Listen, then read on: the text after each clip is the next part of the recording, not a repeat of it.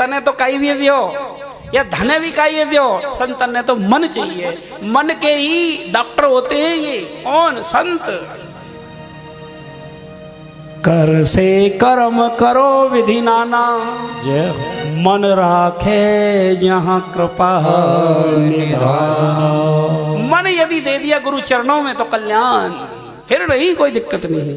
तो इसलिए बार बार राधे राधे बुलवाने का यही उद्देश्य है, एक सावधान, अब भटकना नहीं। तेरा मन जा रहा है पकड़ से, ये राधे राधे क्यों बुलवाते हैं? इसीलिए बुलवाते हैं।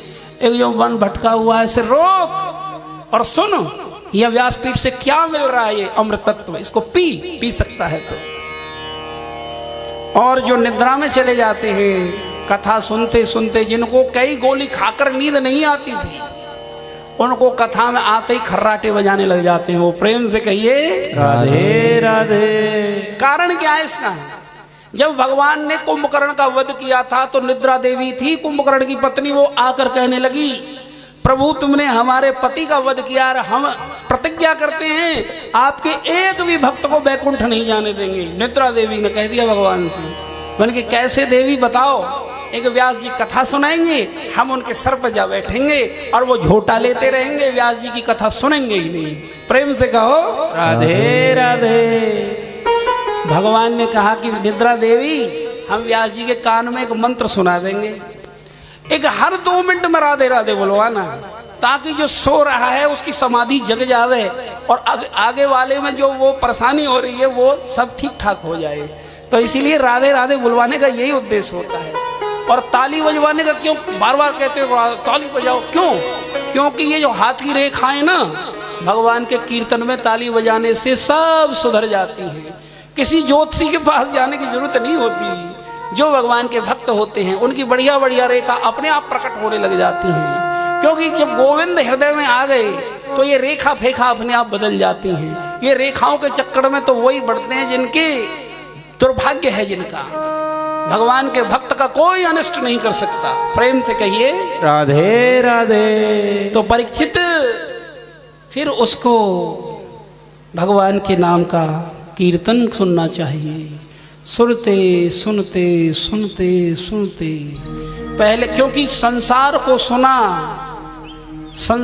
सुना तो संसारी बने। बेईमानों के पास बैठे तो बेईमानी करनी सीखे, हम झूठ बोलने वालों के पास बैठे तो झूठ बोलना सीखे, ताश खेलने वालों के पास बैठे तो ताश, बहुत से कहते हैं तो बैठे रहते हैं, खेलते थोड़ी हैं। अरे भैया तू तो उससे भी ज्यादा उसमें जुड़ा हुआ है। और वो आपको पहले दिन की कथा में बताया था, दूसरे दिन कल ही, एक 5 जगह कलयुग का वास होता है। जो जुआ खेलते हैं, ताश खेलने वाले, सावधान, वहां कलयुग होगा। 10-20 गाली तो वो ऐसे ही दे जाते हैं, उनको यही पता नहीं होता। और उनसे आप राम राम करके देखना, वो तुम्हारी राम राम भी नहीं लेंगे, वो इतने पागल हुए रहते हैं। प्रेम से कहिए राधे राधे। मांसाहार करने वाले, शराब पीने वाले, पर दूसरी जो पर स्त्री गमन करने वाले, दूसरों की स्त्री को कुदृष्टि से देखने वाले, उसका दुर्योधन का उदाहरण दिया हमने। द्रौपदी पर गलत दृष्टि गई तो पूरे वंश का नाश हुआ। मदरापान करने वाले, उनके बच्चे गली में दर दर की ठोकर खाने के लिए मजबूर हो जाते हैं। जिस घर में यह मदरापान होती है उन्हें संस्कार आ नहीं सकते, उनके बच्चों की बद्दुआ उसे लगती है जो मदरापान करते हैं, क्योंकि कलयुग का निवास होता है। इन सब से मुक्ति दिलाती है हमारी भागवत कथा। हमारे संतों ने बताया इन 5 चीजों से बचना यदि जीवन सुधारना है तो, और वो कथा ही बचाती है। मदरापान करने से, मांसाहार करने से कितना तड़पता होगा वो जीव जिसको निर्मम हत्या की जाती है। उसके बच्चे कितने रोते होंगे, उनके भी तो माँ बाप हैं, उनके भी तो बच्चे थे, वो तड़फड़ाते हैं और उसको वो बड़े ही शौक के साथ खाते हैं। तो उनके रक्त में वो हिंसा घुस जाती है, उनके अंदर दया नाम की कोई चीज नहीं। और जहां दया नहीं वहां धर्म नहीं। दया धर्म का मूल है, पाप मूल अभिमान। इसलिए मांसाहार नहीं करना चाहिए। भगवान ने मौका दिया, फिर आपसे आपके दर्शन का हमें संयोग मिला तो पूर्ण विस्तार से इस कथा को हम कहेंगे। अब तो हमारा पूरा उद्देश्य ये है कि आप कैसे भी भक्ति से जुड़े, कैसे भी आपका जीवन बचे। क्यों?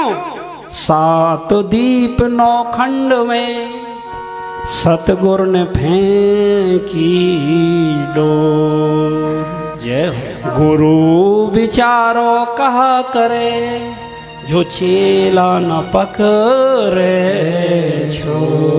ये जैसे हम एक अंधे कुएं में पड़े हुए हैं, तो ये हमारी कथाएं ये एक रस्सी का काम कर रही हैं। एक भैया अब डूबने से बच सकते हैं, आप पकड़ लो इस रस्सी को, लेकिन हम पकड़े ही नहीं, तो इसमें भैया गुरुओं की संतों की क्या कमी रहेगी।